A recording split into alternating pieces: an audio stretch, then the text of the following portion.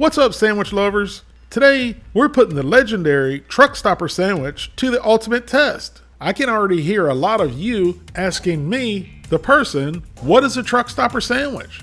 Well, they are no longer in existence, but they were one of the most iconic, delicious, satisfying, highly processed 4-meat slurry concocted sandwich that was full of soy, TVP, sodium, etc. that you could find all day and especially late at night after a few too many adult beverages at your local 7-Eleven convenience store.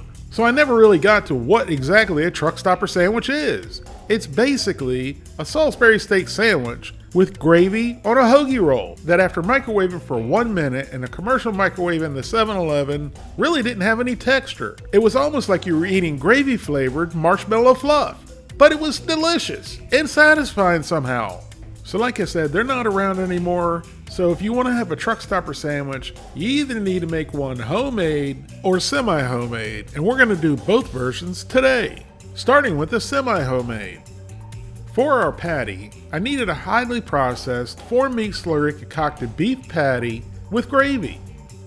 So I selected the 28-ounce Encore Gravy and 6 Salisbury steaks for $3.97. which comes out to be 66 cents a patty. Here's a list of ingredients, and it's just what we're looking for.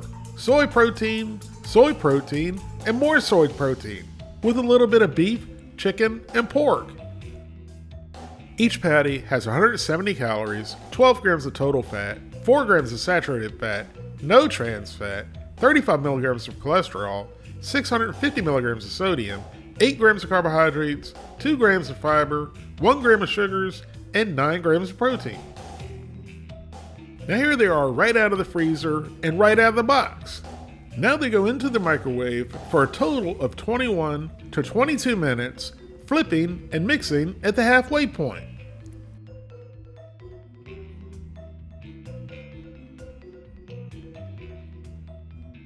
While our Salisbury steaks are microwaving, let's make what I like to call McDonald's onions. You know the onions I'm talking about. The onions that come on the hamburgers, cheeseburgers, and the McDoubles. Now the quarter pounder uses fresh onions. So the only thing you need to do to make McDonald's onions is to put some dehydrated onions into a bowl and then add hot or cold water. Hot water seems to rehydrate the onions faster than cold water. Now once you've added your onions and your water to a bowl, give it a mix and let it sit for about 10 minutes.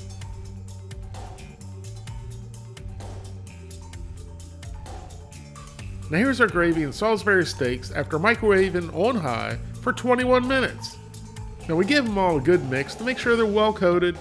And I've got to say, these look and smell really good.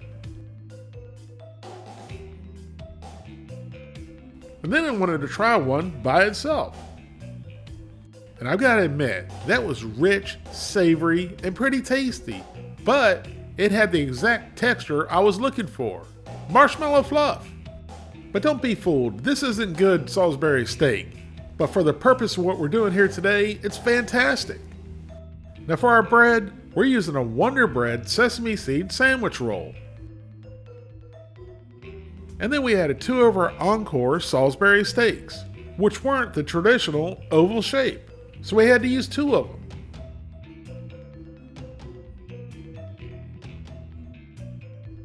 And then we added more gravy. You can never have too much gravy.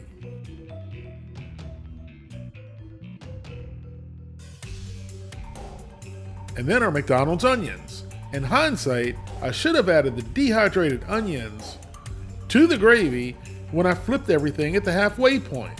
I will definitely do that next time. And then a little bit more gravy, because why not?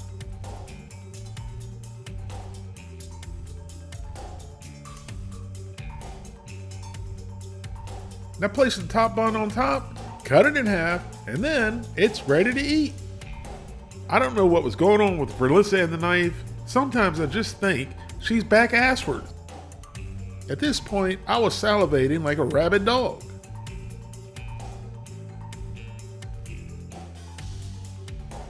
Doesn't that look good? So you know where it went, into the old pie hole and down the gullet.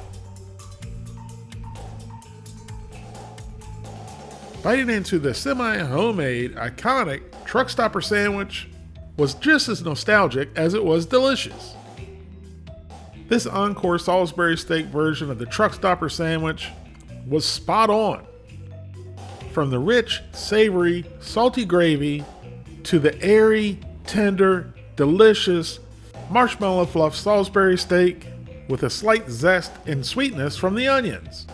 In my eyes, in my taste buds, and in my stomach, this was the absolute perfect copycat recipe for the truck stopper sandwich. Just be careful, they're so soft and fluffy and light, you might end up eating 2 or 3 of them. Now don't get me wrong, I wouldn't invite a whole bunch of friends that never heard of a truck stopper sandwich over to my house for dinner and serve these. But I would serve them the next sandwich, the homemade truck stopper sandwich. To make our Salisbury steak patties, we're going to start off with 2 pieces of white bread that I've cubed up, followed by a half a cup of milk, a teaspoon of salt, 1 tablespoon of dried minced onion, 1 teaspoon of black pepper, 2 tablespoons of Worcestershire sauce, and 1 egg. And give it all a good mix, and that's going to be our binder. Oh my God, he's mixing raw meat with his hands. How disgusting. I would never eat at his house. Well, you're right about that. Now we're going to add 2 pounds of 80/20 ground chuck. And then give it a good mix without overworking it, otherwise your Salisbury steaks are going to be tough. Once everything's mixed together, form your Salisbury steaks into ovals. And then fry them in a skillet with a little bit of oil over medium-high heat for about 4 minutes per side. We don't want to fully cook them at this point.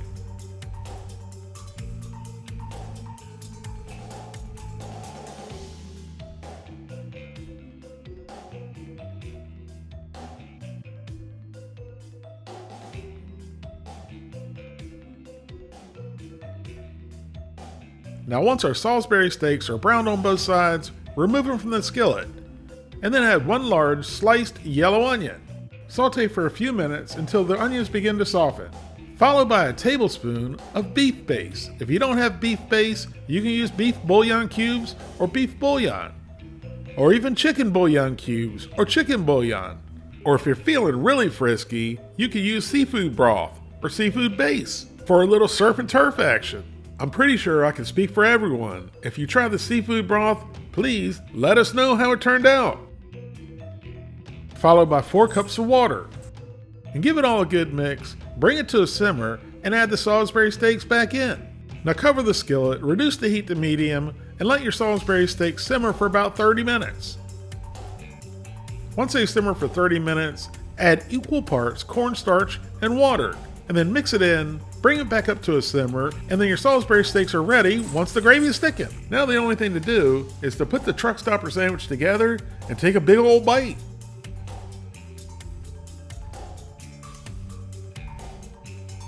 Here's what the inside of our truck stopper sandwich looks like. And then into the old pie hole and down the gullet it went. And that is just a mouthful of yummy, comforting deliciousness.